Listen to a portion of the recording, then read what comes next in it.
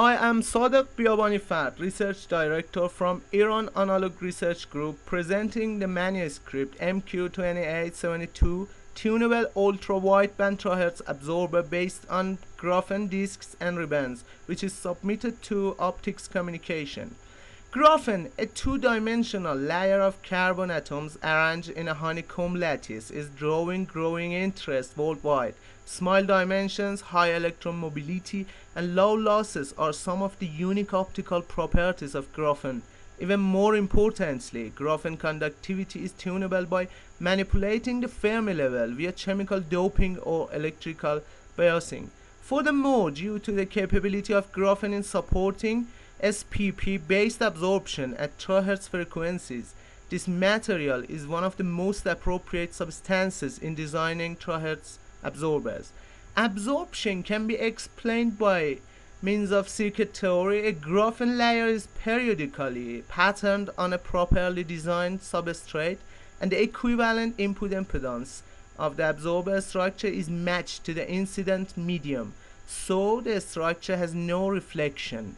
If the transmission channel is also closed, a perfect absorber will be realized. Here we see the complete absorber structure from cross-section view. A golden bottom with 3 layers of dielectrics and graphene make the structure looks like a multi-layer cake. The design parameters of this absorber are the physical dimensions of the layers and graphene parameters. While graphene layers are electrically biased, the conductivity of this layer is adjustable through bias changes. We start with the bottom of the gold, which is optically thick. If the thickness of this layer is much greater than the penetration depth of the terahertz wave, the incident wave cannot transmit through this layer and it acts as a full reflecting mirror. Therefore, this layer can be modeled like a short circuit. Now a dielectric layer is placed on this golden plate. Based on the fields and wave theory, the dielectric layer can be considered as an ideal transmission line. So this dielectric layer represents impedance that, depending on its thickness, can show itself as self-acting or capacitive behavior. Here the first layer of graphene comes in the form of periodic graphene ribbons. Since the thickness of graphene compared to the terahertz wavelengths is ultra thin, the layer can be considered as a point load. So this graphene layer also shows itself as an impedance that is parallel to the dielectric impedance of the underlying layer. Similarly, the second dielectric layer is applied to the structure, which it represents a cascade capacitive or inductive components into the circuit model. The next layer is periodic graphene disks.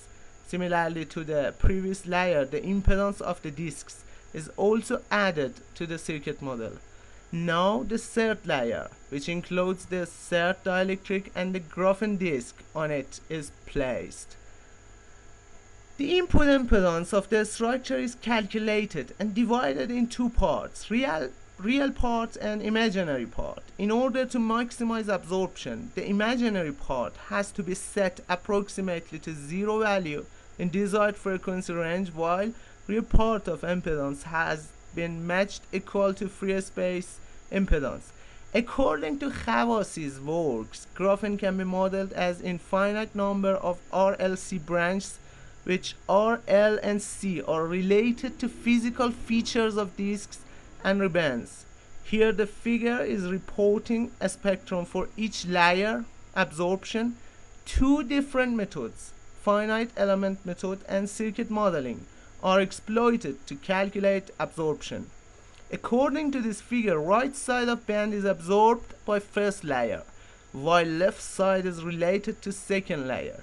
The third layer is also improving whole band absorption slightly.